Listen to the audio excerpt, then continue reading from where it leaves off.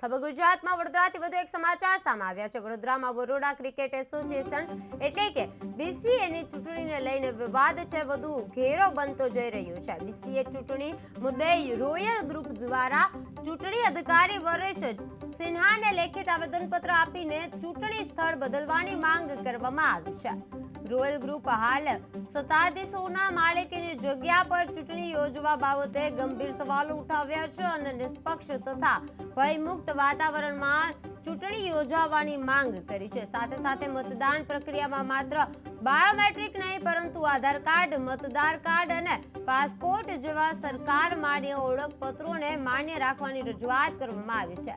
મતદાર યાદીમાં મૃત સભ્યોના નામ હોવાની આશંકા વ્યક્ત કરવામાં આવી છે।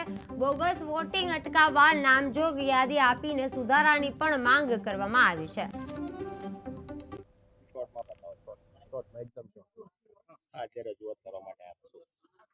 વરેશ સિન્હા સાહેબને રજૂઆત કરવા આવ્યા છે કે જગ્યા છે કોન્ફ્લિક્ટ ઓફ ઇન્ટરેસ્ટ સાથે છે, કારણ કે એક કેન્ડિડેટ જે અત્યારે સબ કમિટીમાં લડી રહ્યા છે તેજલબેન અમીન, જેઓ જ્યોતિ લિમિટેડના પ્રમોટર પણ છે, ઇન્વેસ્ટર પણ છે અને ફેમિલીમાંથી છે।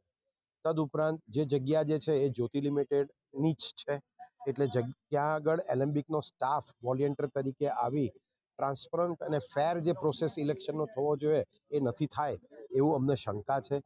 વધારામાં જે લિસ્ટ આપવામાં આવ્યું મેમ્બર્સ લિસ્ટ, બાયોમેટ્રિક કાર્ડથી એ લોકોએ બધી ડિટેલ મેમ્બર્સની લીધી છે, પરંતુ જાણી જોઈને અમે લોકો સંપર્ક ના કરી શકીએ મેમ્બરનો ફોનથી કે ડિજિટલી, એના માટે એમણે જે લિસ્ટ આજે અમે 2-3 બહુ જ ગંભીર મુદ્દાઓ હતા election related, fairness of the election અને ટ્રાન્સપરન્સી ઇન ઇલેક્શન માટેનો। પહેલું તો જગ્યા છે। તમે વિચાર કરો તો હું પોતે કેન્ડિડેટ છું, મારા ઘરે ઇલેક્શન થઈ શકે? આ જ અમારો મેઇન મુદ્દો છે કે તમે પોતે ઇલેક્શનમાં કેન્ડિડેટ રહો, એમના ઘરે કેવી રીતે તમે ઇલેક્શન કરી શકો? It is so unfair, it is so sad and it is so unjust for all of us. એમના જ માણસો ઇલેક્શન કન્ડક્ટ કરાવશે, એમના જ વોલેન્ટિયર ત્યાં ઊભા રહેશે, એવું તો કેવી રીતે ચલાવી લેવાય? આઈ મીન, તમે વિચાર કરો, જે માણસો કાઉન્ટિંગ કરશે અથવા જે માણસો ચિઠ્ઠી આપશે, એ બીજો મુદ્દો હતો કે વોલેન્ટિયર્સ એમના જ હશે ને લગભગ 200 થી 250 મેમ્બર્સ, અમને જે લિસ્ટ છેલ્લું વોટિંગ લિસ્ટ આપ્યું એમાં